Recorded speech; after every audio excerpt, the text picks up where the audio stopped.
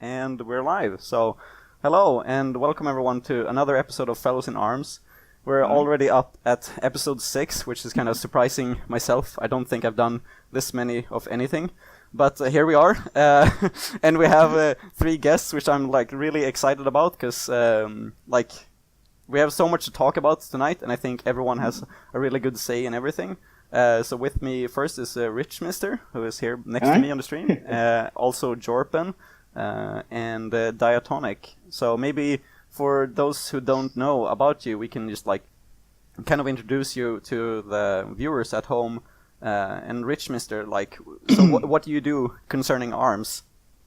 Yeah, so I kind of run the a community site called the Arms Punch Club.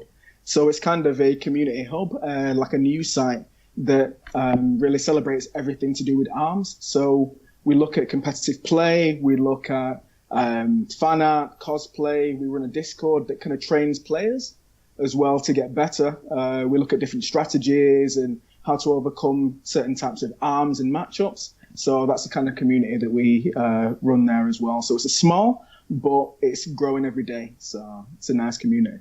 Yeah, I really appreciate the work that you do. And so, Jorpen, you can go up next, maybe. Hey, I'm Jorpen. I'm mostly involving arms. I just mostly play at the competitive level. I'm not super good, at least I think, but I like to think I'm all right. Other than that, I stream. I stream basically full time. It's my job. I did stream a lot of arms at one point. I'm kind of waiting for the next patch before I dive back into it because I need more ranks. Because oh gosh, I'm a goal-oriented person. Yeah. Other than that, yeah, just streaming video games and playing arms at a high level, I guess, is what I do. Yeah, I think you're in a good company when it comes to maybe not the top players in the world, but at least right. If I can speak for myself. Yeah, go ahead, you Diatonic. So I'm the tournament organizer over at Up in Arms, which started off as a monthly series, but now it's kind of like the Arms Tournament Network kind of thing, as I've been calling it. I don't know the technical term for it. But yeah, I'm also kind of the okay at the game, but I like running events and I like to bring the community together. So yeah, I handle the putting them together, running them. I handle all the mod calls for the lag, which I'm sure we'll get to later, but yeah. Okay, cool. That's great. So we have a lot of topics to go through today. Obviously, in the beginning of the week, I had a few topics in mind that were interesting, and then a lot of things happened, and then more, another thing was more interesting. Yeah. So we'll try to get through most of them. We might have less time for others, but we'll go through and talk about kind of rules and guidelines, and that kind of will relate to an incident that happened earlier, about 1 or 2 weeks ago. Then we'll also go through and talk a bit about the lag issues that have been talked about at least since yesterday. It was a really big topic. After that, we'll kind of just... I'm actually really curious to hear you guys about what your kind of goals are within ARMS, and what you want to do going forward. And then in the end, we're going to talk a bit about EVO Japan and kind of what it means for the community, and then we're just going to top it off with shoutouts and stuff like that. So, cool. Beginning with the first topic, which says rules guidelines, which was kind of vague, but basically what happened, for anyone who doesn't know, was that there was an incident about 2 weeks ago that concerned racism to one of the players in the ARMS community, and we're not gonna call anyone out here on the cast. I just wanted to kind of bring this up as an opportunity to kind of talk about guidelines in the communities and rules that we can set up or should have or should not have, because there has been the ARMS community has been very small, but it's been growing as of late, and it's getting to the point where we might need some more kind of rules to kind of withhold all of these these players. And I was kind of wondering, since everyone here on the cast has their own channels, Richmister has the website and his community, Diatonic has his tournaments, and Jorpen, you have your stream and channels and Discords as well. I think we all have our own Discord actually. So I was just kind of wondering how you guys view this kind of topic. I'm not sure who wants to go first, but maybe Jorpen could take a how does do you have rules on your channel, or how does that work for you? Oh yeah. So I tend to be pretty lenient when it comes to like my rule sets when I manage anything. I abide by the rule of, hey, just don't be jerks to each other, right? Yeah. What happened, from what everyone know, is going way beyond that. Yeah. That was pretty bad. That was just very overt racism, basically. I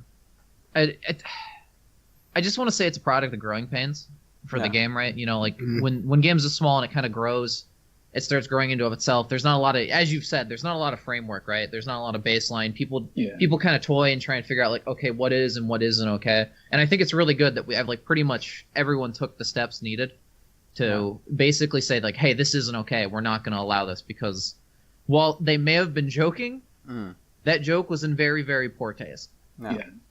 One thing that I kind of reacted to mostly for everything, and that got me kind of the most upset about the entire incident, was that everything took such a long time to get in place. Like, a thing happened, people were just like, no, this is a joke.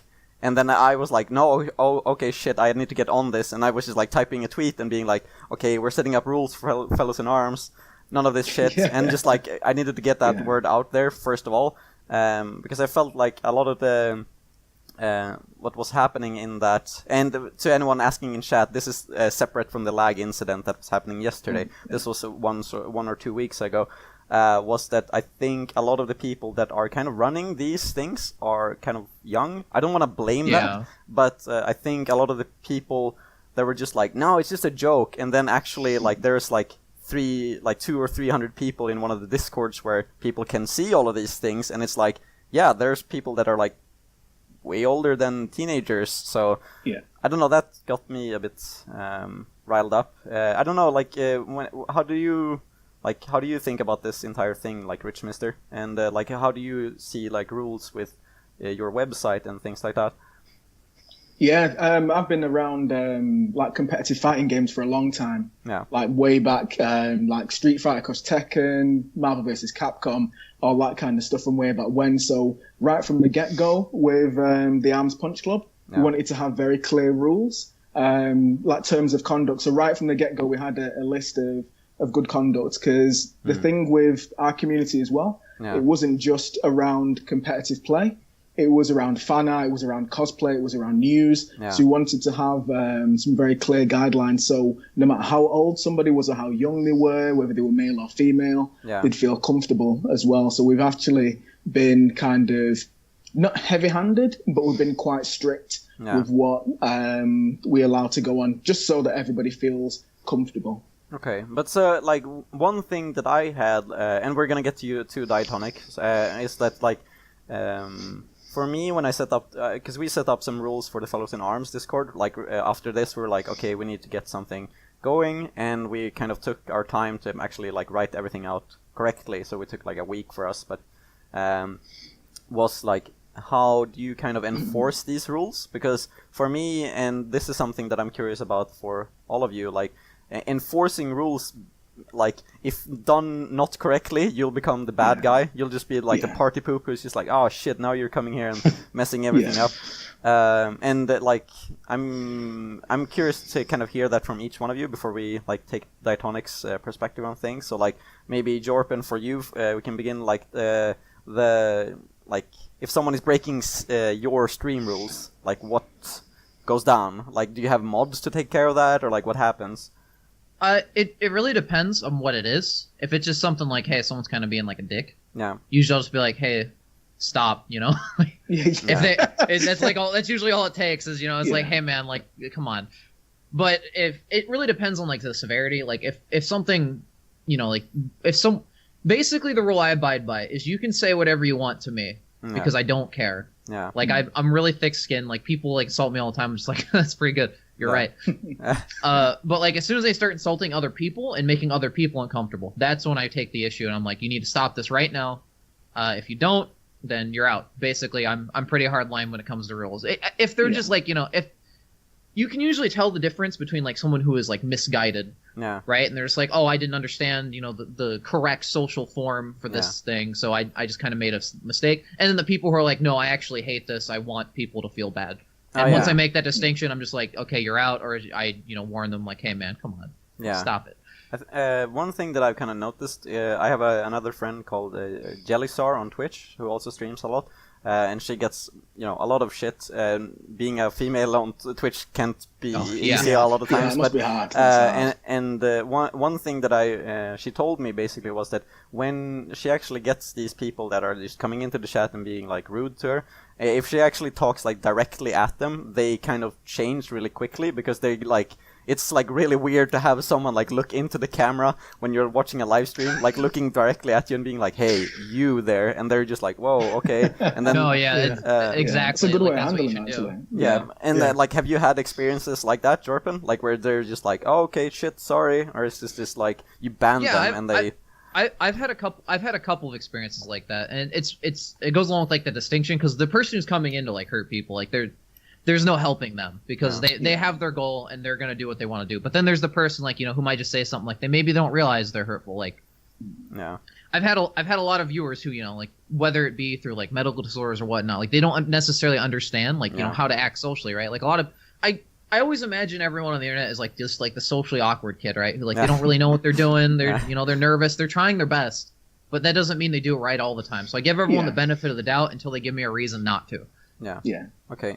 So, Richmister, like, so you have a very kind of positive attitude against, like, with everything that you do in your channel. So I haven't seen, like, basically any negativity towards what you do. But, like, maybe you also had kind of this experience from, like, previous, like you said, I think it was Street Fighter, or, like, enforcing rules, or any experience with that then?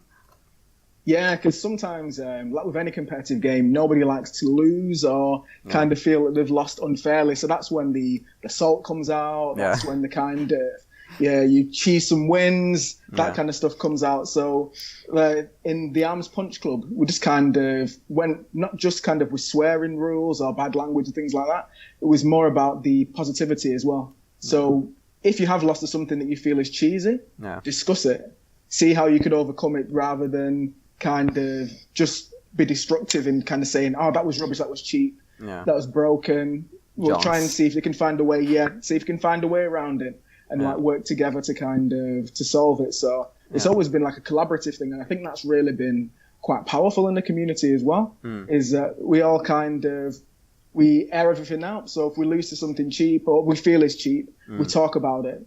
So nothing's kind of hidden away, and it's kind of made the group small, but it's quite tight as well. We've got a really good tight-knit group there as well, so and that's kind of limited the amount of disputes and things. So like are these like kind of experience that you think about from the more online, or is it like offline as well? Like I think a lot of it is online as well, because I think when you have that anonymity of online as well, there's no kind of you face the guy in ranked. He's ran away on Cinema Do. Oh no.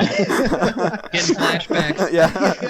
I've been there. It hurts. But once you kind of can maybe put a face to that, you see why they're doing that. Maybe they're just new to the game. They don't know how to kind of play in an effective manner. That's all they can do at that point in time. They think that's maybe a legitimate strat.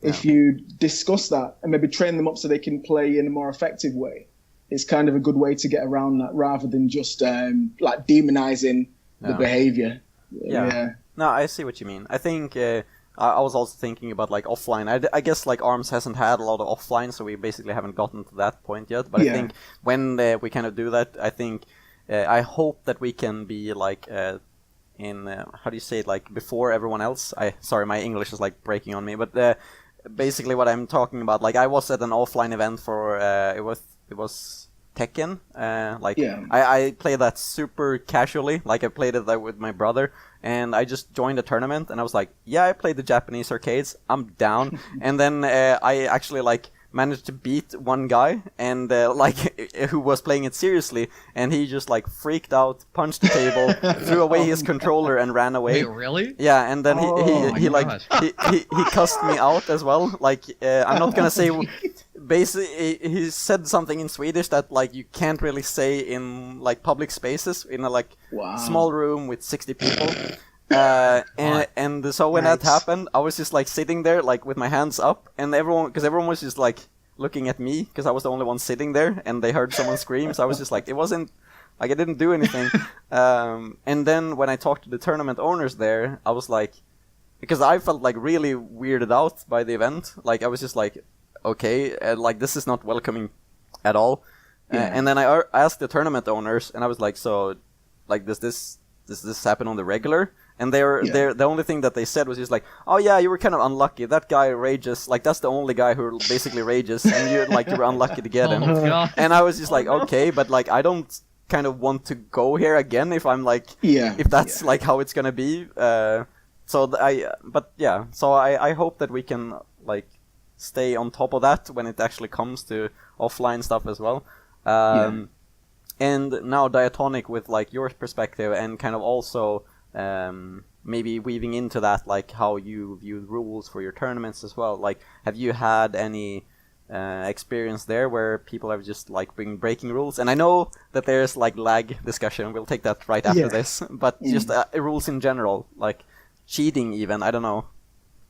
I haven't had any yet, luckily. But I think my kind of perspective on this is every fighting game has its issues. I mean, Marvel, Tekken, KOF, like any of them, they always have incidences like this because it just happens. Yeah. And I think that how the community reacts to it and what the people in charge do says more about the community than the incident. I mean, it happens all the time. So and I was out of the loop on this one, so I had to get caught up. But from what I understand about the issue, it seems like it was handled well, and it doesn't seem like it's grown into much more than a one-time kind of isolated incident. So that's great.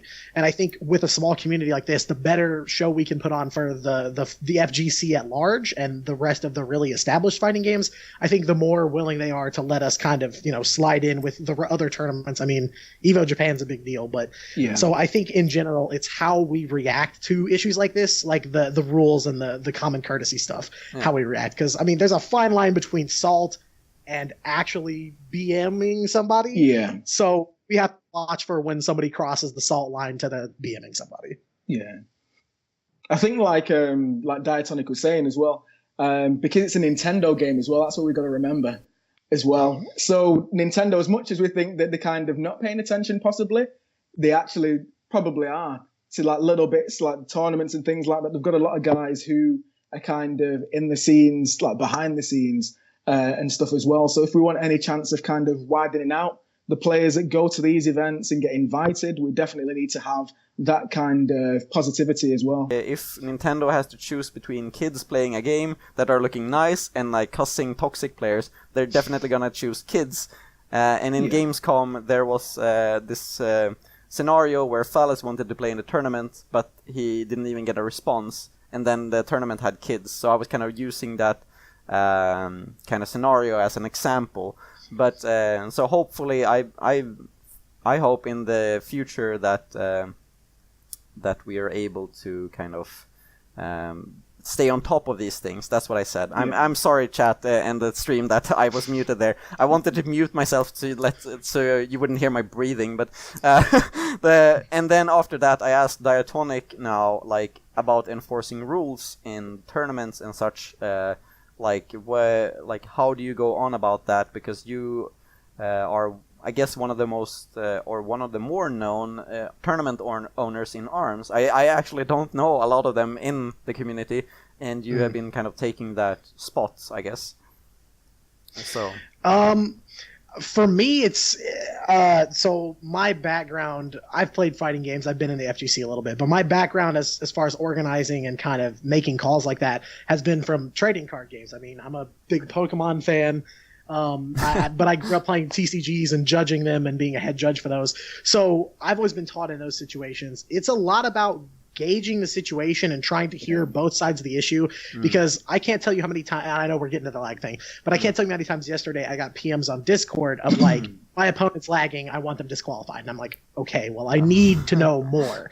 So with rules calls and judge calls and things like that, it's all about, you have to determine what's really going on, because, I mean, and it's nothing against anybody in the community, but you can't just trust what players are saying, because there's always salt involved. There's always maybe somebody didn't explain it well enough. So that's why I'm always big on take screenshots. It's so easy on the Switch to take a screenshot of a victory screen, take screenshots of like the menus and stuff, because I had an issue yesterday behind the scenes where I got a mod call for a player submitted results incorrectly on Smash GG, so they wanted to fix that. And then their opponent said something about that they switched characters after a disconnect, and I was like, okay, so this is probably more of a rules infraction than anything. But they had no screenshots of it. They showed me some stuff from Discord, but I found out that neither of them actually followed the character announce rule, and I was like, Oh no! I don't have any evidence of anyone picking a specific character other than this person said, "Oops, didn't mean to go Springman," and I was like, so it's I can't say like there's one way to handle a situation like that because they're all different. But yeah, it's just I always encourage people to screenshot if there's a problem. Contact me immediately. Don't be like, okay, well, something happened. We're just going to keep going. And don't contact me after the set. Do it in the middle. I know it's a pain in the butt, but that's usually my advice to people. No, and I like, first of all, I think there's a lot of people who kind of, even though the angry DMs are the one that sticks out, I think there's a lot of people that appreciate what you do for the community, Diatonic, because it's like that silent majority. But what I was going to say also is that like there's a lot of rules that I've noticed in the ARMS tournaments that are also not being followed in terms of the ones that are actually written out. Because the thing that actually bothers me the most is that on Smash GG you can like choose your character before you pick who is winning or not. And nobody does that. They just pick like the win and then there's like a question mark. So if you're moving through the bracket, and then you can't see who you're gonna face because there's just like a question mark all the way through. And I like to kind of plan ahead and see like, okay, next round I'll probably face Bite and Bark. Then I'm just like kind of having that in the back of my head. But then it's just like, and that's not being enforced at all. And it's kind of, it's just my kind of something that grinds my gears, I guess. But I think there's.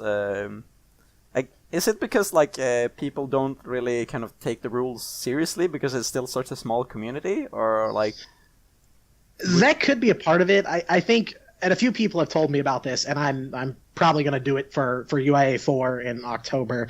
A lot of people have said that there's a rule in UIA where you have to announce what character, and because it's a customs tournament, what arms you're going to play. And I don't really know why I did that in the beginning. There's a lot of things I don't know why I did in the beginning. But that's one that's kind of stuck around that I don't see a point in. And I was just going to add, there are a lot of, like, I think, somewhat unrelated, I think there are a lot of great things about Smash GG in terms of tournament organization. It looks really nice. Like, it's that really sexy, sleek esports kind of thing. But in terms of running an online tournament, you can notice if you go on the bracket how many DQs there are and people get stalled out for so long because Smash GG does not have a way to auto drop people that don't check in for round one.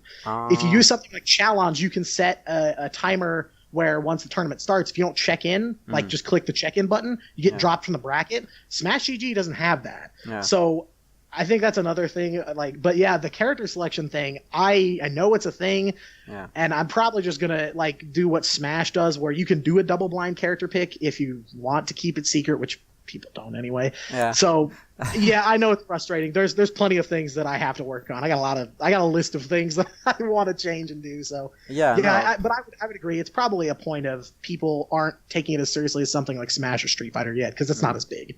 And to kind of piggyback on that a little bit, if you'd let me, yeah, sure. I cast my school for my college. We do a lot of local LANs for a lot of different games, so I cast a lot of League of Legends, right? And so because I'm a caster, I kind of have to help along with like the rules and moving things along in that regard. And so we had a specific instance once where like, you know, for League of Legends, there's specific pause rules, right? Where it's like, okay, if we're going to pause the game, you have to make sure it's for this reason, these reasons, and not any of these reasons. And some guy randomly just paused the game. He's like, I got to go to the bathroom. He left to go to get the bathroom, got his whole team disqualified. I think it's strictly like people not following the rules is strictly a case of like they don't read the rules. They just don't. Yeah. And I can tell you for a fact, I know there are people that don't read the rules because I occasionally get a PM that are like, how do we do stage striking or what stages are legal? And I'm like, I literally will just comment. I'll put at everyone #rules because then you can just click on the word rules and it'll take you right to the rule. I actually like. I know that's a thing. No, and there's so I just wanted to note also here for anyone watching, there's so many like Twitch clippable moments here where you can actually send these comments that Diatonic is saying to Smash.gg, so we can actually like fix this shit. But I also like I had an experience now the first round of the tournament yesterday actually, which was against a player that I had not seen in the community before, and I'm always like, oh sweet, a new player that I could be really good because I don't know. And then that player just came in and just said like, I think the person said like, so what stage do you want? And I just like, no, like. Oh yeah, I did see that. Actually. Yeah, I'm like, no, you have to do like the banning pick, and he was like, okay, but I'm Master Mummy. I'm like, sure, like that doesn't interject. The stage too, and I'm like, that's a great advantage to have, but man, Yeah. that's just... and then he was just like, after I was like, okay, well I'll just pick my favorite map then, and I will go into it. And then before he going into it, he was like, this is default, right? I'm like, no, this is not default. And I can't do anything about that. Like I went into Photoshop and made those like nice kind of like you could print it out and put it in the game like box like a rule book. I can't get anybody to like I can't force people to do it. Like it's just never gonna happen. So it happens. I'm used to the PMs that are like, so what are the rules? And I'm used to it. Yeah. Okay. So, what that actually like this kind of discussion about the rules, like in the tournaments. We're gonna get back to that. I just wanted to get like a last kind of point because we began with the kind of racism incident that was 2 weeks ago. So I just wanted to get like the final kind of say of that. So like, what do you think needs to be done as the community grows bigger with ARMS? Like for these kind of not just racism rules, like any kind of rules that for people to be comfortable and for the community to be inviting. Like what do you think needs to be done going forward? Maybe Richmister, you can begin. Yeah, I think we just need to act really, really quickly. Like you said, the quicker we get things like this sorted, the easier it is for everybody. But it also means that everyone in the community take responsibility as well. So if you see like a racist incident take place, kind of get involved, shut it down as much as you can, and let somebody within the community know, like one of the community leaders of the mods as well. So it's all about getting it sorted really fast. Yeah, and Diatonic? Yeah, I was going to kind of piggyback off of that and mention, like, this is something that's going to happen, and it has to be a reactive sort of thing. There's nothing you can really do proactively to stop it, because if nobody's going to follow the rules, they're just not. They're going to break the rules. So, I was going to add specifically to that was basically my thing, was if you see something, say something. Let me know. Let anybody prominent in the community know to get it taken care of. That's it. Okay. Yeah. And Jorpen? I think, at least speaking from the player perspective, I think the top players, we need to set the example of how we want this community to be. Yeah.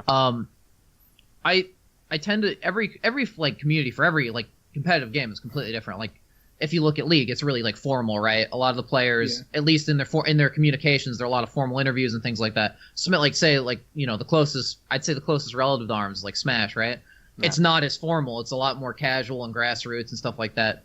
And I mean, it's going to be up to the players to really say, like, what do we want going forward? I think none of us want, like, any sort of racism, sexism, things like that. We want everyone to be welcome. Yeah. But do we want to keep our kind of roots as we are right now, where it's kind of like, you can see the top players and be like, man, I really don't like this.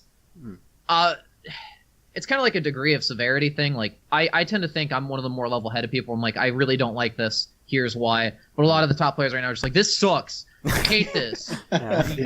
Change it right now, or else, but like I'm just kind of like, well, I just don't like it. I'll play through it, and then we can talk about it later and fix these issues going forward. No, that's a really good point. Yeah, that's a good point. Yeah, good points from all of you. And I think also something that I just wanted to briefly mention is that, like looking at ARMS, I think there's a lot of players that are. And this is by no way like an excuse for like harassment or anything like that, but I think there's a lot of players that are very new to kind of fighting games or like fighting game communities in special. Yeah, and me too. I was like my first fighting game. Yeah, right here, I was from shooters, so like I think, but just like also players that don't even play games, like people just like, I'll pick up a Switch, and then they get the ARMS, and then it's just like, hey, there's a tournament, and then they join, and then there's like. They don't know anything about the rules, but I think if we can lead by a good example, then at least we can create like a place where people actually want to know the rules and like want to get into the game. But okay, so moving on to the next topic, which is the kind of longly awaited lag topic that has been kind of because so for anyone that did not was not aware of what happened, I can just like briefly explain it to everyone, which was that there was a tournament yesterday, Up in Arms 3, which Diatonic was the tournament owner of. And there were cases in this tournament where there was one top player, I think it was Resolve, who dropped out from the tournament due to lag. And then there was also this finals, the actual grand finals between Meow, who is in Fellows in Arms, and Gore, who we probably most of us know as the Helix player. There was a lot of complaints like during this game about lag, and unfortunately, like Gore had to leave, so he forfeited the finals against Meow. And I actually want to make this distinction because a lot of people were saying that he dropped out to Meow lagging so much, but it was actually like he had to leave, so that was what happened. Now, it also was that this game contained a lot of lag, so that kind of rose the discussion about lags in ARMS and how we're kind of supposed to view it, because we have no rules about lags right now. And comparing us to other games, like as I said now before, like I'm from shooters. Like basically in the Team Fortress community that I was in, the European community was only playing by themselves. Like we could barely play against people in Israel and Russia because it was too laggy. We would never play against North America or Asia. And a lot of the times, like in StarCraft, the South Koreans play by the South Koreans. They only play in that country. And the North Americans by themselves. So ARMS is in that specific case where we're just like, and a very special one where we're actually like, we had a Japanese player in the Up in Arms tournament, for example, and Meow, who is from Pakistan, me from Sweden, a lot of people from America and Canada. So I know this is gonna like sound like a huge question, but like. Does anyone have any ideas of how to fix this? Because like, I'm like, there was a discussion about this in the UIA server. I've this been morning. fighting with people all day about it. Okay, so Jorpen, do you might want to begin take this kind of big question? Oh boy, yeah. Sure. So we can break it down at least. To start, I want to say a couple things that may not seem related, but they will be related. One. This is a really complicated issue. Yeah. It's not necessarily anyone's fault. From what I have gathered and what I want to stress this, very limited knowledge I have of networking, I think this is 100% on Nintendo. There's something wrong with certain servers that people ping to in certain areas that cause them to have issues. That's what I think. 2, I think the best way to fix this is region locking. I know everyone hates me for it, and they're just like, "Oh, you're just mad," because I did spend like 2 hours, on stream, just sitting there, "Oh, I'm mad." Yeah. But I was trying to, not. I was honestly I was really frustrated, and I wasn't frustrated at anything in particular, right? It was more of just a frustration of how do you fix this? Because it sucks for everybody, I'm not saying oh, NA is just lagging against these people and they have an advantage. No, everyone's lagging in these global tournaments. Yeah. And it's not good that I have to prepare specific strategies when I play for oh, I know this person, they're gonna lag. Here's what the strategy I need to do because they're gonna lag. That's not good at all. There shouldn't be that. I think region locking is the easiest way because so far from what I've gathered from this is all anecdotal. I haven't been done tests on this. Yeah. Is that people usually vast majority of the time people playing each other in America are perfectly fine. People in America playing people from the UK or certain other European countries are perfectly fine. But some countries, it just doesn't. There's some kind of packet loss where people struggle, and you can't things are there's triple speed punches. That's one of the factors of lag. When it gets really bad, people are actually teleporting or they're hitting you while they're on the ground, and things like that. There isn't an easy way to fix this. I think if we want the game to be competitive and we want people to see the game at its best, that we need to make sure that the online experiences and the things that people actually see, right? Not just the online, not just people playing by themselves online, but seeing these major tournaments. When we have top players complaining about lag and having to drop out, I do not condone them dropping out. I think everyone should play through their matches even if they lag. I 100% think. Be like me, kids. Play your games and just complain the entire time. But I feel like everyone should play it through, and then going forward, after the turn, be like, okay, this is where we have the problem issues. We need to make sure, how do we solve this, essentially, and be really civil about it instead of just being really angry about it. So one question I have for you then, and it's because like for me, like I come from a shooter background. Like I played a lot of Team Fortress in my days, and so for me, like if you played someone like in even North America where you had like maybe 160 ping or like 100 and maybe 120 if you were like Sweden to New York.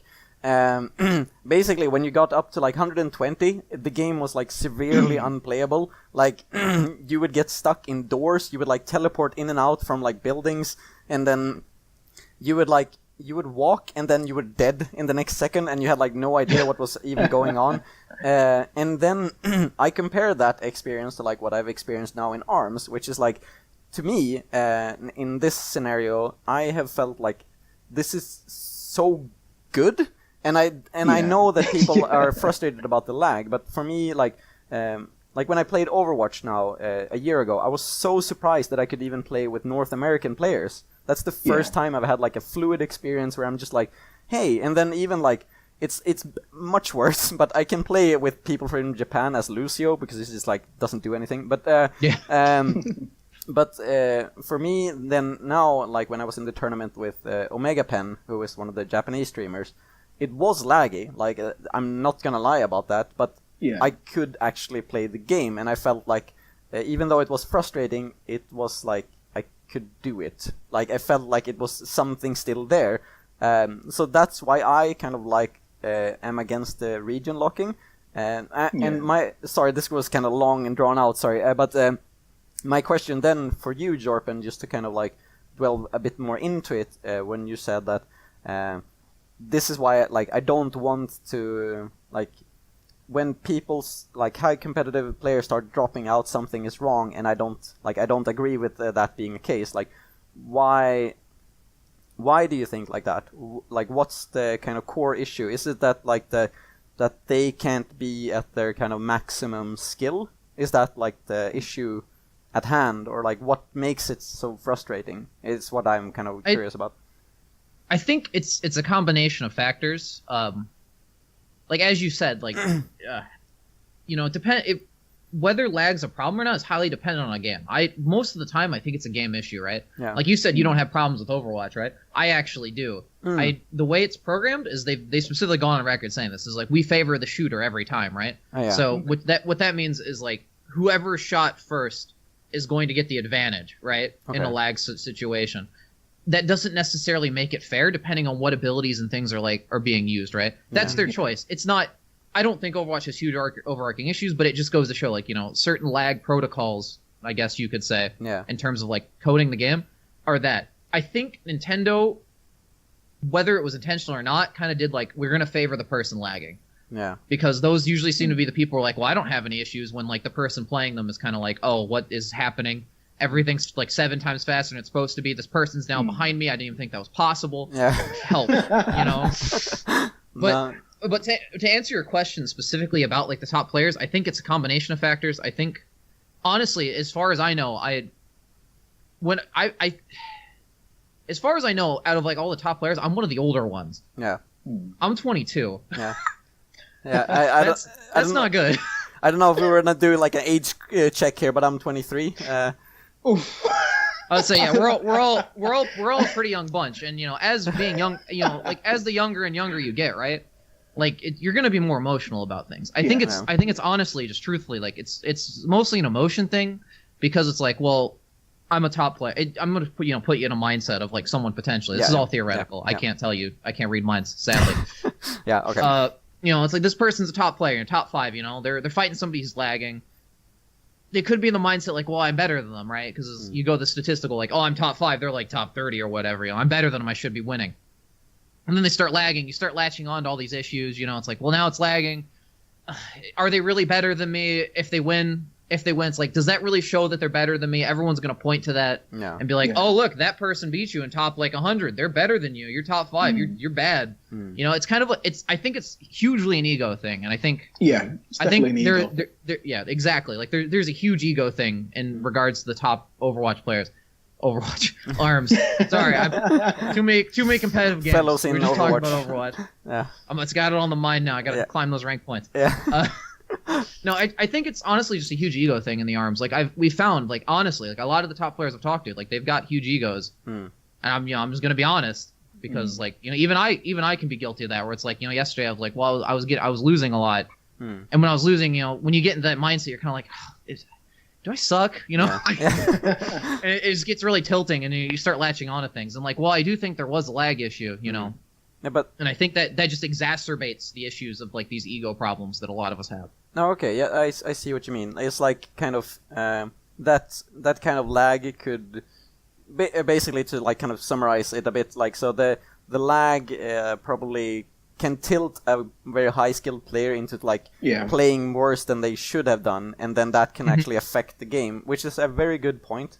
And like, even though I'm not for region locking, I really understand like what you say there. But so kind of to give the spotlight to the Diatonic and Richmister too. Like, so like Richmister, what has been your kind of thoughts about this? I haven't.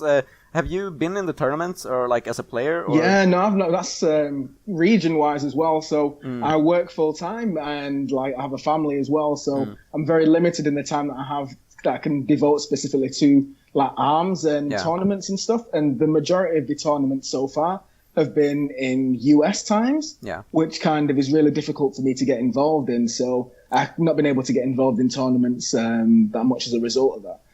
But I know a lot of players in the APC, they've been involved in some of the tournaments as well. We've got a guy called Okrim. He's been trying to get into loads and loads of tournaments as well. So his experience I think it's been good. It's been positive so far, but I can understand kind of how maybe splitting the the multi-regions, like having a region, like, could be really detrimental to players like him who want to kind of get involved in as much in as many matches as possible, really. I think speaking also as like a person from Europe, it's like to me, like, that kind of scares me, like, to be honest, for the region locking, because then I'll be basically like locked out from the tournaments, and that's gonna be like, okay, well, I can't do anything with this game anymore, because right now there are top players in Europe, but compared to the US, I'm just gonna pull this number out of my ass here. It's like gonna be like 20% to 80%, with like America being 80 and Europe being 20 or something. That's what it feels like, at least in the competitive community. Another thing is that, like, for me, it was also like Meow was someone that kind of joined my Twitch channel like very early on when I just started streaming, and then he kind of got involved in my community, and we got to know each other. So it was like, I have like huge empathy for him and how like his situation, because since he is a player from Pakistan, and he said it himself, he knows no one that plays any like ARMS or Nintendo games. There was like a couple in UAE, like United Arab Emirates, which is like another country that's like not that close, and it's just like it's kind of hard to connect to them. So it's just like it could make it really difficult for the European scene in that sense. Yeah, but definitely. like, how do you think there's like any way for kind of European players to like help with the lag, or like, can we do anything to like make it better for us, or do you think region locking will probably like be what's going to happen? I'm speaking to you, Richmister, then, of course. Yeah, so I think from like an EU point of view, I think the thing that we need to do, I think region locking is likely to happen for a lot of tournaments. I think it's one of them things that kind of, as much as we'd want to keep things united as things go, as progress, I think there will be a bit of a separation, but I think it's going to be down to players and like streamers and things like that in the UK to step up. Not in the UK, the EU to step up and start doing tournaments themselves as well, to really grow the scene there as well. I think there's potential. There's a lot of players and things who maybe have access to equipment. One of the things that we've been doing at the APC is kind of on a Tuesday night is doing like a recorded lobby. It's not really a tournament, but it's like a recorded arena thing. We upload the matches later down as well, so it's a way of kind of getting high-level play out there and kind of doing something to increase visibility as well. Because I think that's the main thing with ARMS at the moment, is that we need to increase the visibility. I think the more that we kind of provide like footage, I think the more people will kind of come back to the community, or maybe even getting interested as well. So I think the lag issue it's a tricky one. There's not much we can do about it rule-wise or enforcement-wise, but we just need to kind of get more players in Europe, the UK and stuff, providing opportunities for top players to play. Yeah. And like I kind of want to continue on to that before we move on to your perspective, Diatonic. And it's like of course, I kind of also realized that since we are in back to my like pulling out number out of my ass thing, like the 20 versus 80% thing, it's kind of silly for me to be like, oh, you 80% majority have to like adapt to me. Like it doesn't feel good, but at the same time I feel kind of helpless when I'm just like, there's a Smash community in Stockholm, and like I'll show up and with my Switch and be like, yeah, ARMS, and they're just like, and they'll just like, they'll be like in the corner with like melee and being like, and I'm just like, hey, and they're like, it's like there's nothing here, and then it's like, oh, where's the other community? Like, oh, well, that's like now this is not very far for American standard, but like across the entire country in Sweden, it's just like I can't do that. But there are like attempts to, and it's good that you told that you had about the Tuesday night thing. I really didn't know about that, and I'm glad that I found out.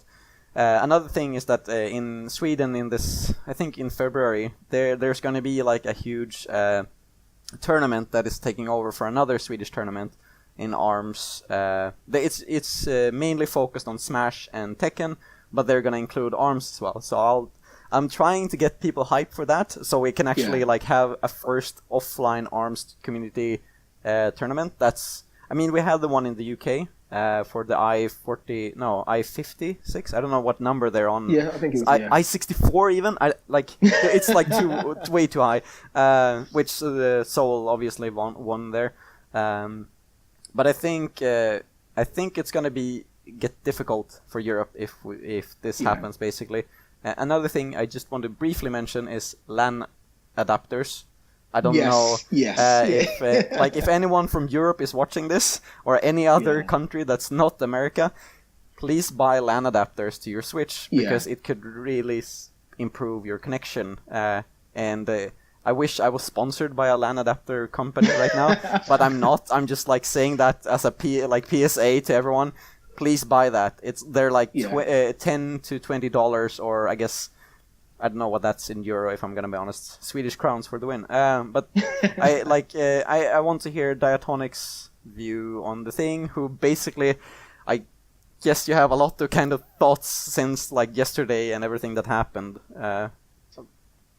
Yeah, I was gonna say the ball's kind of in my court on this one right now, since obviously Nintendo can't provide an Instafix. Yeah. So I think I thought about this quite a bit throughout the day today and yesterday after everything was done. I think, and I'm speaking strictly from please don't stop showing up to tournaments, but I will say this. I don't think this is a problem that can ever be fixed for online tournaments at all, because it's gonna happen, because everybody has a different connection. Everybody has a different internet provider. There's all kinds of factors that go into networking. So an online tournament is never not going to have the lag issue. Now, that shouldn't be an excuse to not do anything about it, because I think not doing anything about it is just as bad as just saying, all right, well, UIA is USA only, bye. Like that. Yeah. So, yeah, I think that's kind of the fatal flaw of online tournaments. So my solution, not an easy one, has just been we need more offline tournaments. And this is not an official announcement, so this is not, you can't take it back now. You can't take it back. Basically, I was just going to say that I'm in talks, at least in Indianapolis. I know it's not the biggest hub of like fighting games, but I can get down there. There's an arcade down there in one of the malls that does big Smash tournaments. One of my friends, Spooks McDog, he actually ran one of the UIA tournaments a week or two ago for me. I had him sub in. he's very big in the indie Smash scene, and really the Smash 4 scene all over the country. He just goes all over the place. I hear about it all the time. But I'm in talks with this arcade to try to run ARMS because their Smash community is a lot different from the one you were talking about, Defur, where they're actually really interested in ARMS, and they really want ARMS to show. They actually got a bunch of Switch together on like the launch day. They had a Smash tournament around then, and they played Smash and ARMS, but they don't have anybody there that is strictly just ARMS, just running them. Yeah. So I'm trying, and again, not an official announcement, but I'm trying to run either a regional or a major sometime maybe in December, January of next year, something like that. Yeah. Hopefully before EVO Japan as like a lead up to it, which would be great. But I think that's really the best solution to it is turn it into Melee, where it's all about the offline tournament. It's all about the travel. I think that's probably the best way to do it.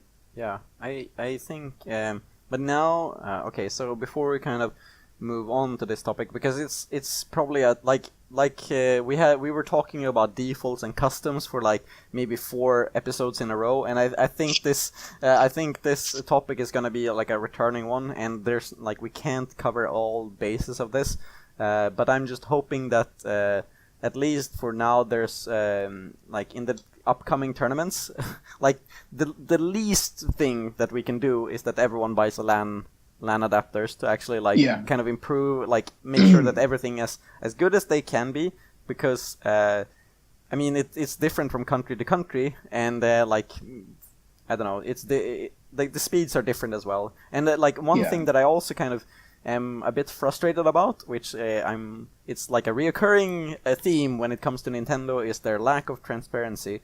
Like I really like what they're doing for the game, and like how Yabuki is like such a prominent role, and like going into those streams, and just in Japan at least.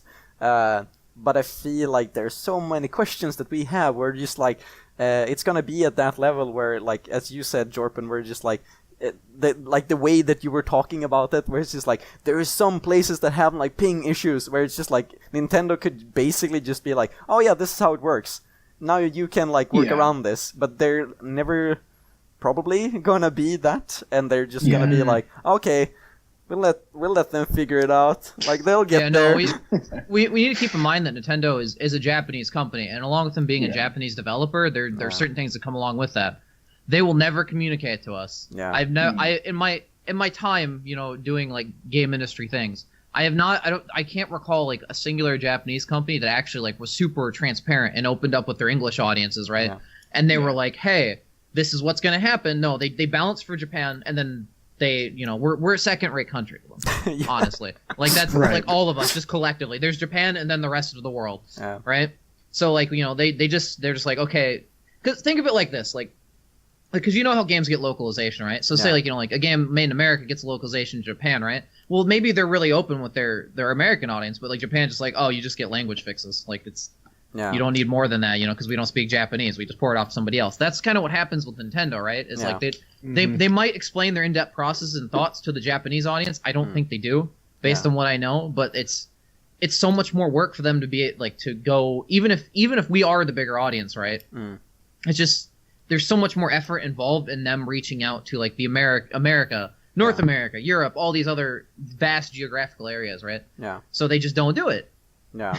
No, I definitely I agree, and that's like even as someone like who kind of briefly worked in Japan with games there, like I was kind of inside one of those companies and being like, hey, we should tell how things work here, and like my boss would be like, no, we shouldn't say anything, and I'm just like kind of sitting there and being like, I know everything.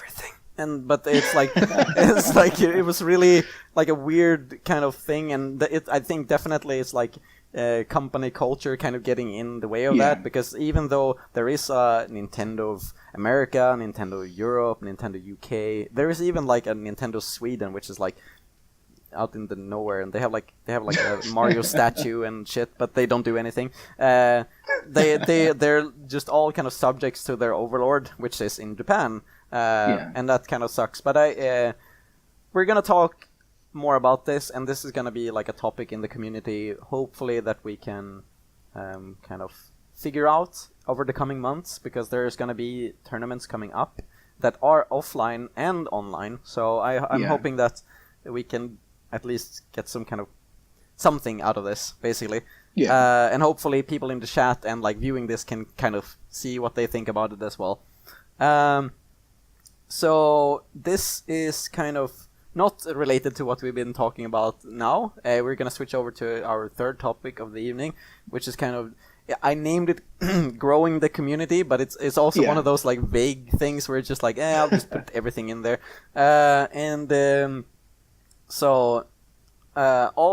I guess all four of us have like are kind of invested in ARMS right now in one way or another.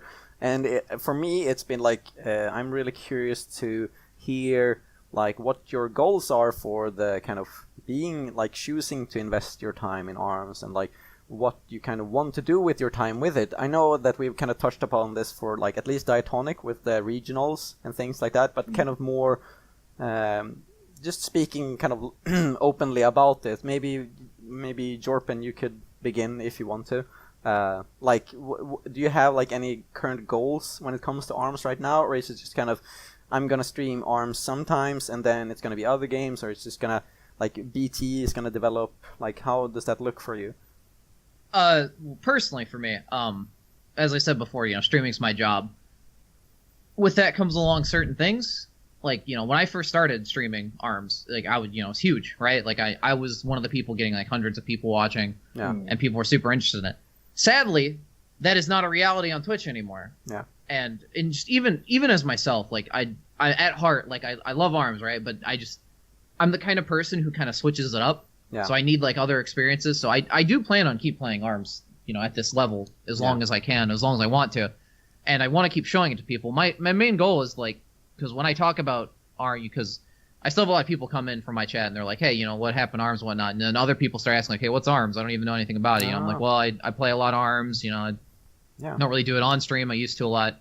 And, I try to explain to them, like, this game's really good. I'm always incredibly honest with them, like, this game's incredibly flawed. Yeah. But it's really good, you know, and there aren't a lot of people playing it, but I feel like there should be more, because it truly is, like, when Splatoon 2 came out, everyone was hyped about that. I was kind of like, I played Splatoon 2, I was like, this kind of, like, isn't anything special, it's just like, it's good, but it's like, it's just Splatoon 1, but worse. They somehow didn't fix anything. Just added things. I don't understand this. And I just kept playing ARMS. I was like, this is way more fun. I think way more people should play this. But as is traditional Nintendo tradition, they don't really kind of like reach out and advertise anything that isn't their main franchises. So like, they'll do Zelda, Mario, stuff like, they won't even do Metroid anymore. They'll do stuff like Zelda and Mario, right? Yeah. But then all the other kind of like side stuff's kind of like, we'll release it and just see what happens. Yeah. And then, they kind of die out if they're like multiplayer focused titles, and people are just like, what about this game? They're just like, don't worry about it. Next one's coming out next year. Ultra Sun and Moon, literally that. Yeah. $40, okay? Yeah. It's Nintendo. Hey. Yeah.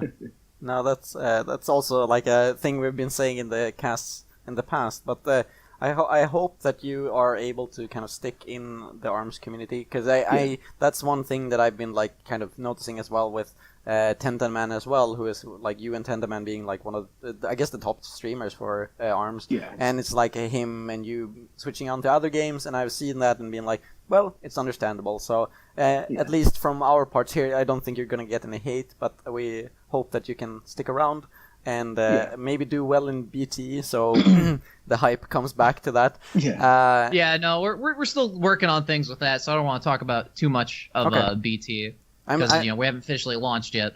Yeah, I'm super hyped about it though, so I'm really looking forward to that announcement.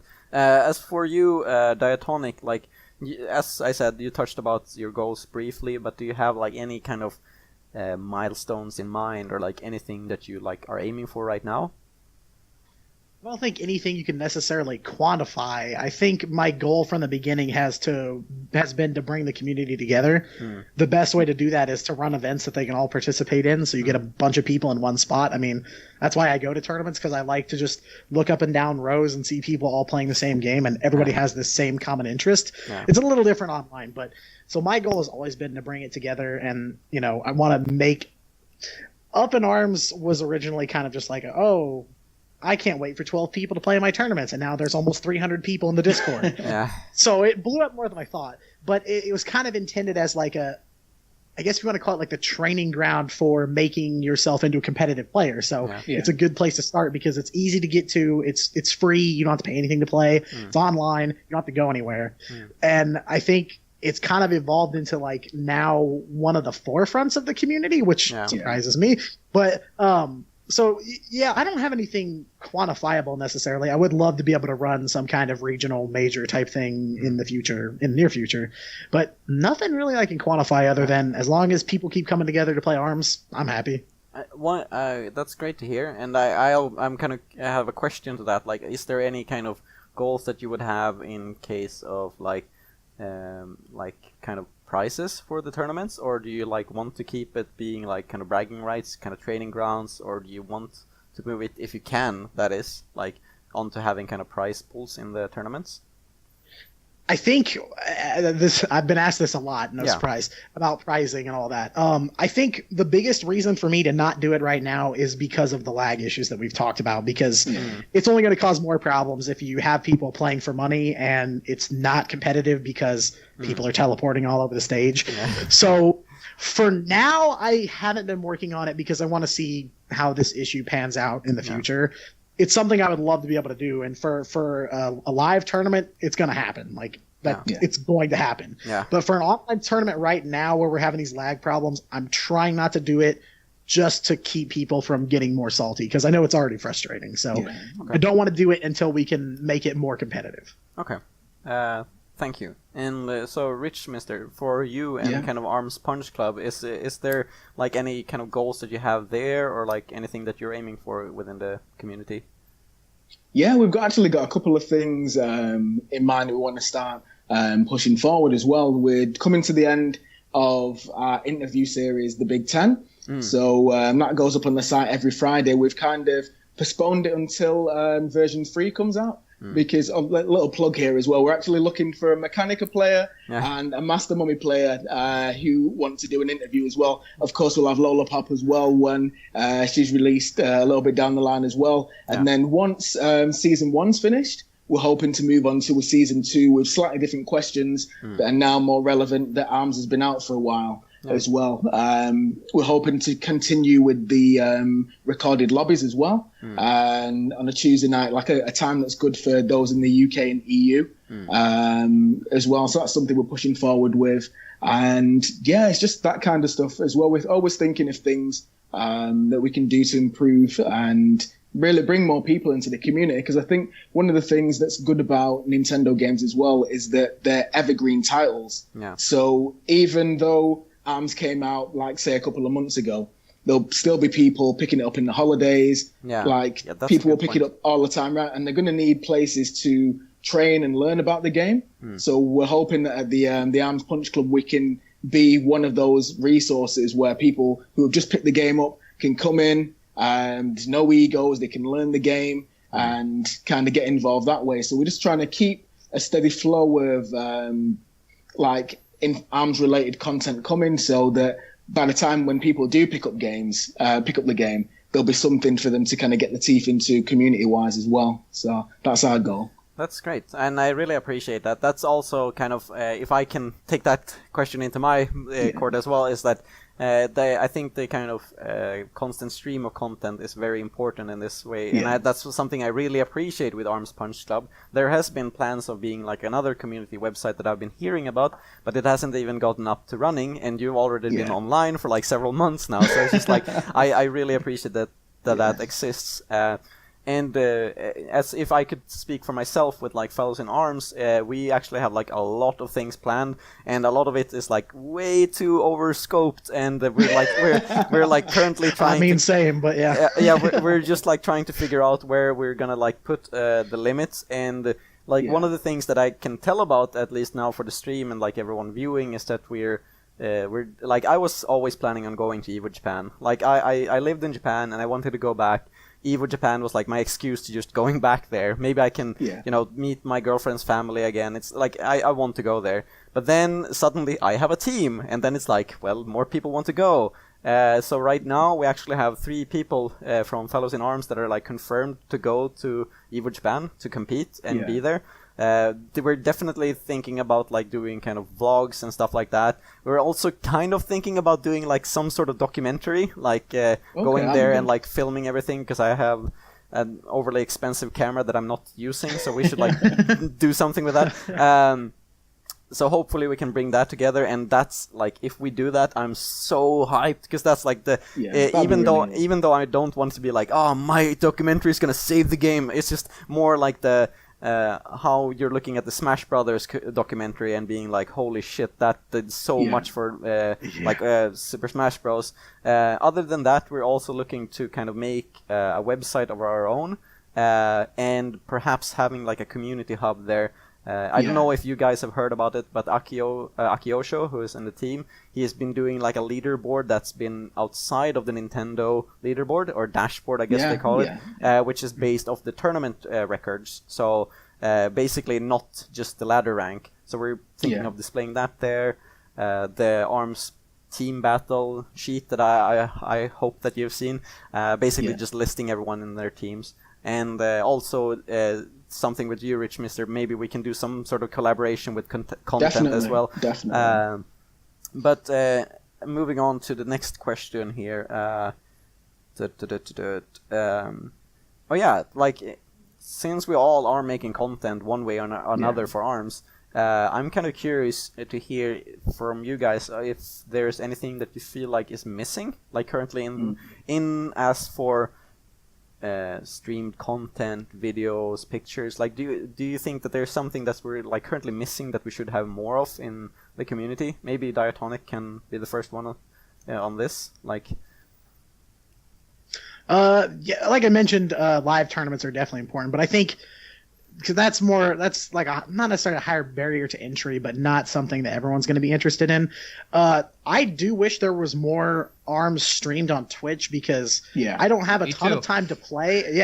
I don't have a ton of time to play, but I'm at a computer constantly. If I'm in the newsroom, I have access to Twitch 24 hours a day, basically. I'm on my phone all the time. But that's an easy way for people to get interested, because they can watch the game and they can kind of see some of the like storyline type stuff with players that we've seen develop over the past few months. I think that's my biggest missing piece personally. And Twitch has become pretty important to any game's life cycle nowadays, basically competitive game. So I think that's probably my biggest thing that I wish there was more of. Yeah. Okay. And how about you, Richmister? Yeah, I think I've got let me look at my notes. I've got a list of things that's great. that I would want to see.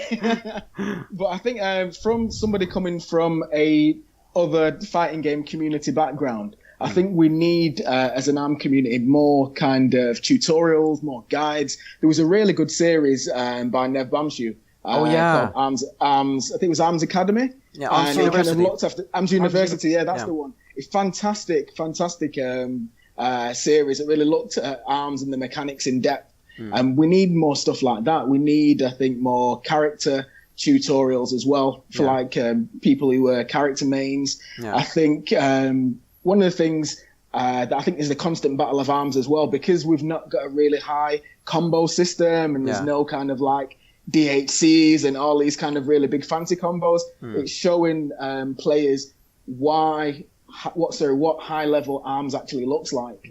And what makes a good player in ARMS a good player. So that's something that I've been kind of thinking of, like looking into for the ARMS Punch Club as well, is looking at a really, really good match, something that's got me hype, and kind of breaking it down, the decision making of the players, and really looking at what made that good. I see a lot of like Street Fighter kind of like content creators do stuff like that as well. I think it's something that ARMS could benefit from as well. I think like website wise as well, we've got like I think it was Anthers Ladder or Smash Ladder, or Smash Boards or something like that. Yeah, Smash Boards or like Pokken Arena, something like that. And that was kind of like sorry, what is that? So they're kind of like a community, a hub, almost like a forum type thing, but it's this one central location that if you're into Pokken or if you're into Smash, you can go there. There's like tutorials on there. There's loads of different tournament things. listings, especially. Yeah, tournament listings. That's really good. Yeah. So I think we could definitely benefit from something like that for ARMS. Like ARMS Punch Club is more kind of like a it's a low level kind of website. My skills are not there to produce something that amazing. So I have to leave that to somebody else to kind of get involved in. But I think we need more things that people can get involved in as well that are not just tournaments. So like comités as well. Maybe a top player could just like for a couple of hours just take on any contender that comes to fight them and have that streamed. Like Gauntlet. Yeah, that would be awesome. Yeah. Or even kind of, have you guys ever watched Cross Counters, The Excellent Adventures of Mike Ross and Gutex? No. Have you ever seen that? No. Never even go heard on, of it. Go on YouTube. Go on YouTube and watch that. It's fantastic. It's two guys who have been playing Street Fighter from way back in the day, and they sit down and they go online on ranked and just play matches on the couch. It's like a kind of a weekly show that's on there as well. Highly recommend it. And we could just do with things like that for ARMS, like more upbeat type things that are maybe not just tournaments, but content that people can kind of sink their teeth into. Yeah, that's a good point. Like those things I kind of unfortunately like forgot about the ARMS University, but that's like I was really appreciating because the production value was so good. Yeah, it's fantastic as well. I'm hoping that I'm not making any promises, but when we get the Fellows in Arms website up, that we perhaps could be the ones taking that banners for having a forum. But we'll see about that in the future. But very good points actually. Like I hope if not, I'm not taking that banner, I hope someone else does. So for Jorpen, like, do you feel like there's anything missing right now, like in the kind of community, in our ARMS in general? Maybe not in the game, but just like outside of it. I think there are three major things. As Dia said, I want to see more ARMS Twitch streams and stuff like that because I want to make more friends.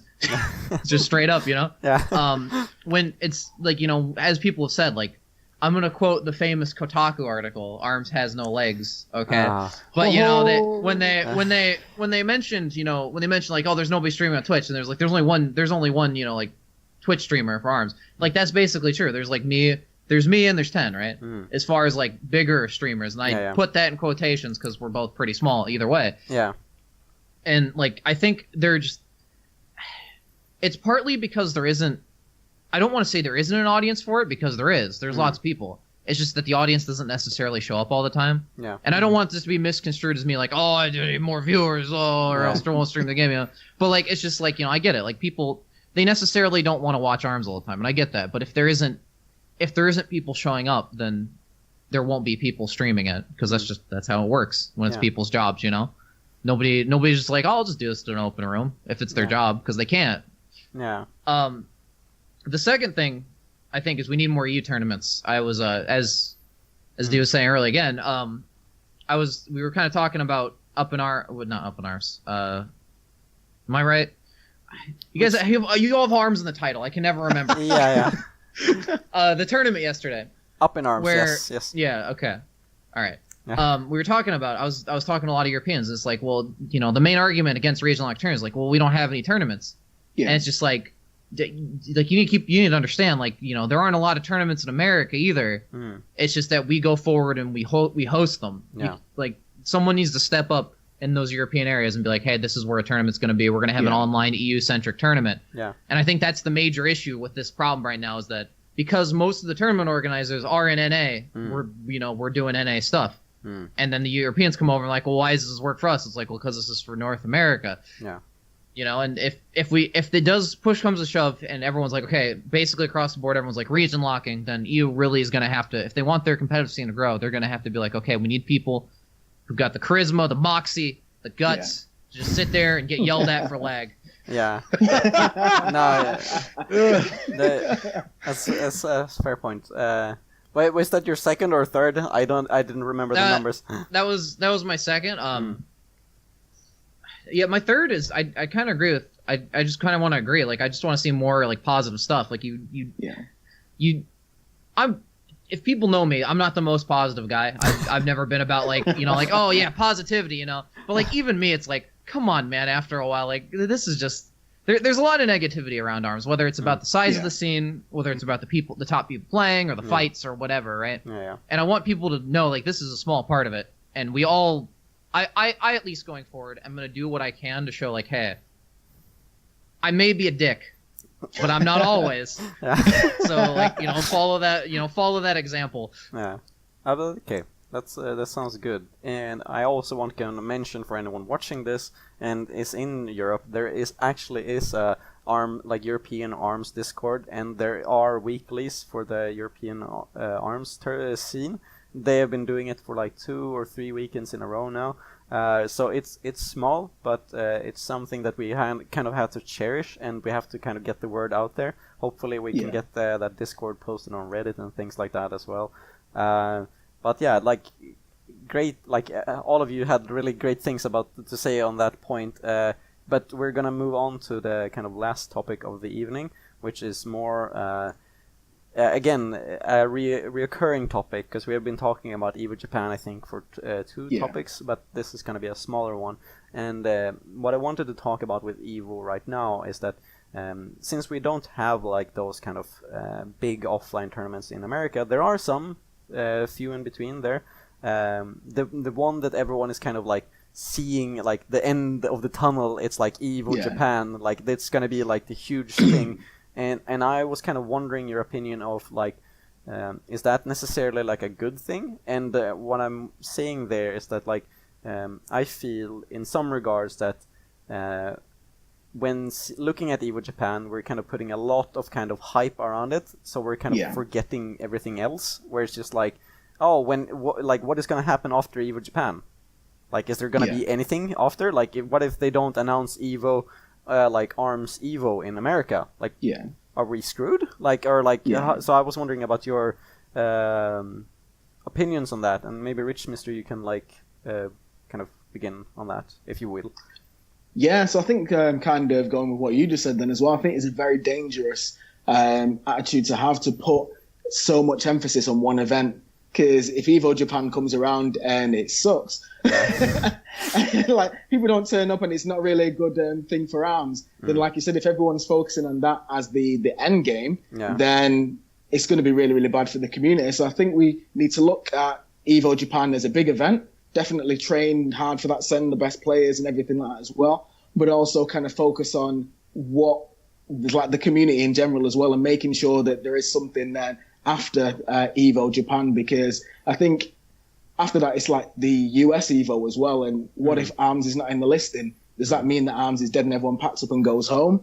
I think there should still be a community there as well, because I think the majority of players who play Arms at the moment as well, myself included, don't get to travel to events like that. I love watching EVO. I watch it every year, the US one, but I think we need to still provide for those that kind of maybe can't go to the big events as well, and maybe not have that as the big key focus as well. But I guess that's easy for me saying, because I'm not esports, so it's not my job to kind of to focus on these things as well. Some people are relying on these kind of events financially, so that's something important to keep in mind as well. But yeah, I think we need to see the bigger picture and not be so focused on EVO Japan. It's nice, but we need a bit more afterwards as well. Yeah.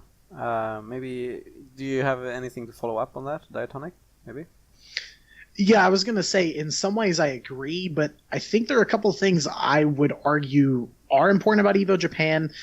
I guess I could tack this on to what I think is missing. It's not necessarily... I think something that Arms needs is consistency in rule sets, because Smash...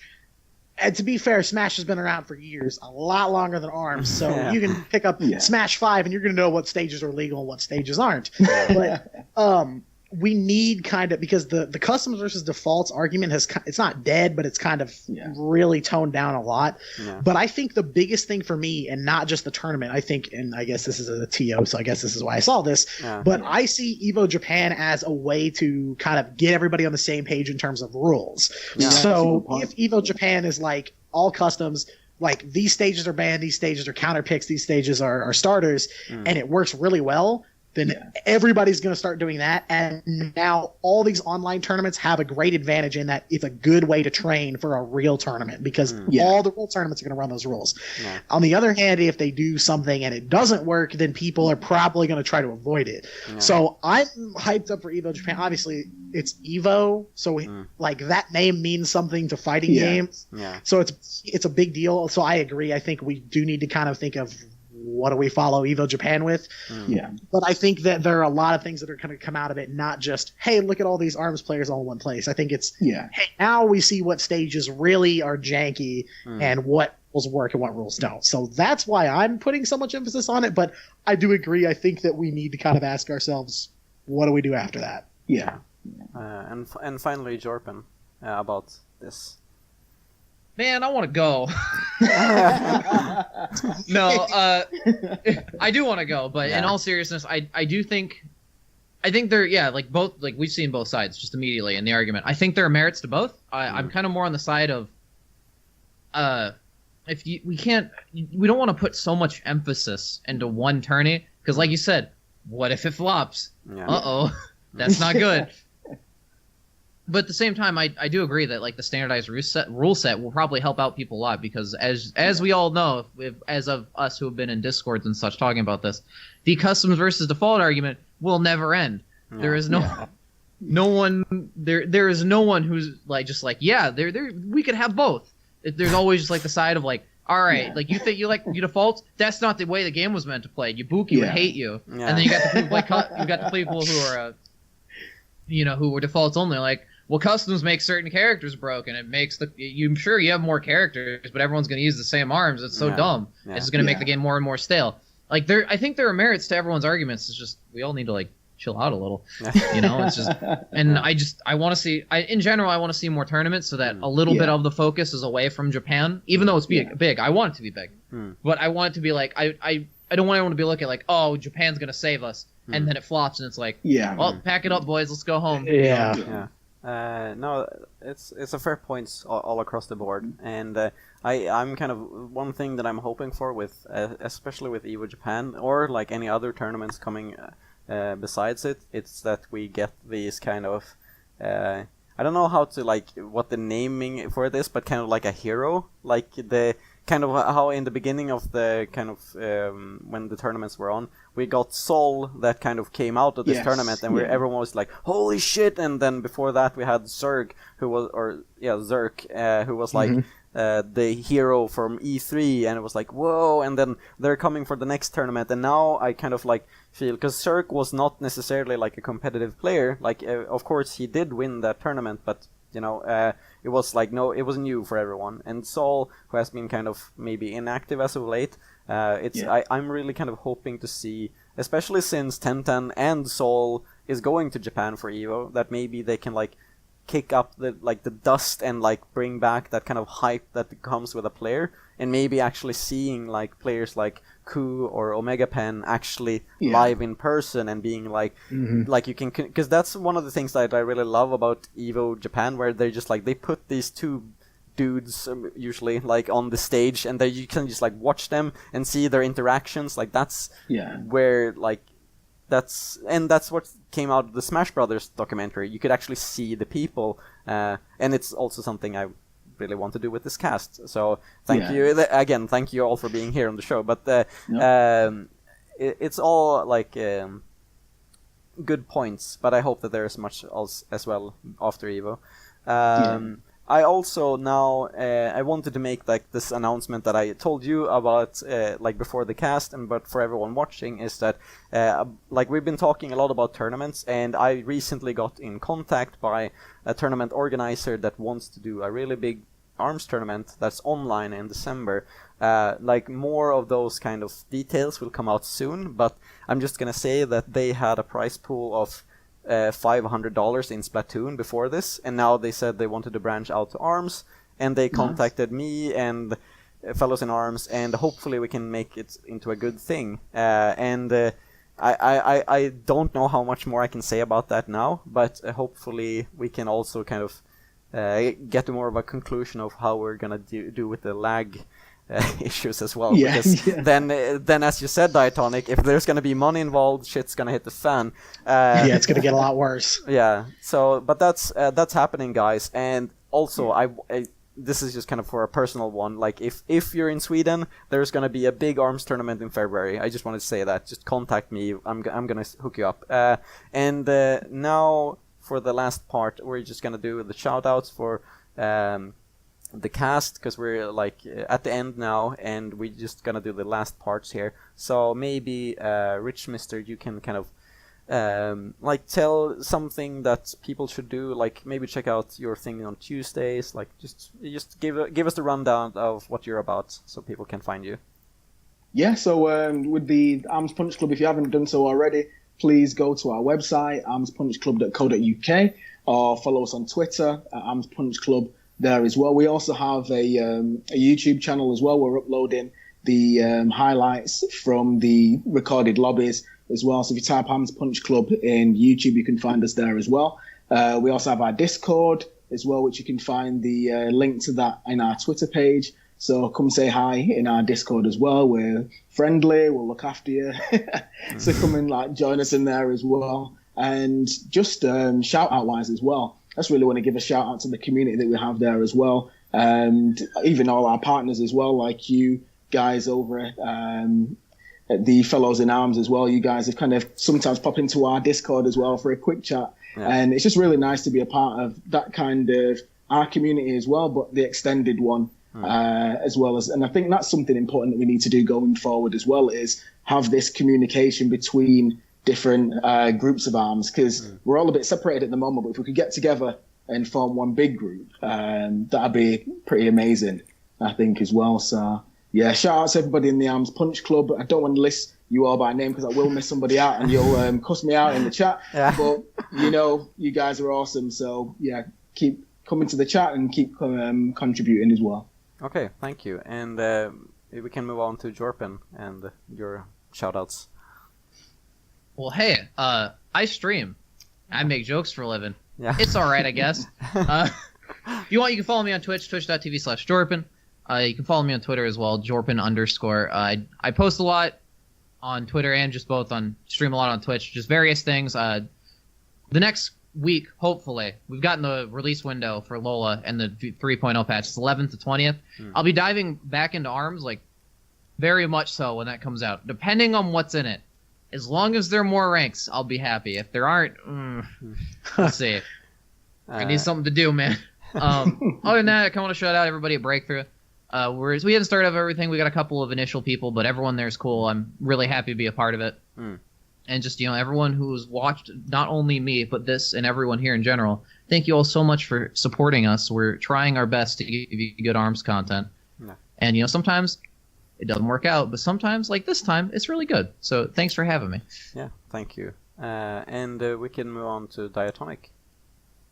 Yeah, also first, shout out to Fellows in Arms and Defur for having us on today. It's been great. If you have that graphic, you can pull it up. If not, no worries, I'm going to post it at the UIA Discord. So my first shout out, promo, totally shameless self-promotion. The next Up in Arms monthly is October 29th, and I swear this is the last of the JoJo memes. I promise you. There's no more JoJo tournament things coming up. I'm done. All right, I'm out after this then. I expected people to say that, but it is on the 29th of October, which is a Sunday. I know that. Life gets in the way sometimes, so I'm really trying to push it in there. So for our EU worldwide friends, I'm going to make some adjustments to timing and things like that. I'll have more details later. If you want to know more of those details, check out our Discord. The link is some weird Discord URL. So the easiest way to do it is to go through our Twitter, which is UIA official. If you go to our profile over in the little description thing, there's a link to the Discord, but that's where you'll be able to see all the upcoming tournaments and everything related to UIA.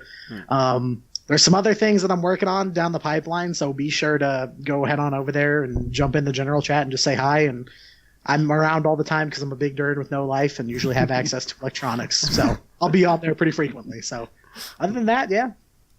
Cool, thanks. And as for me, if you want to keep seeing Fellows in Arms as a podcast, you should follow this channel.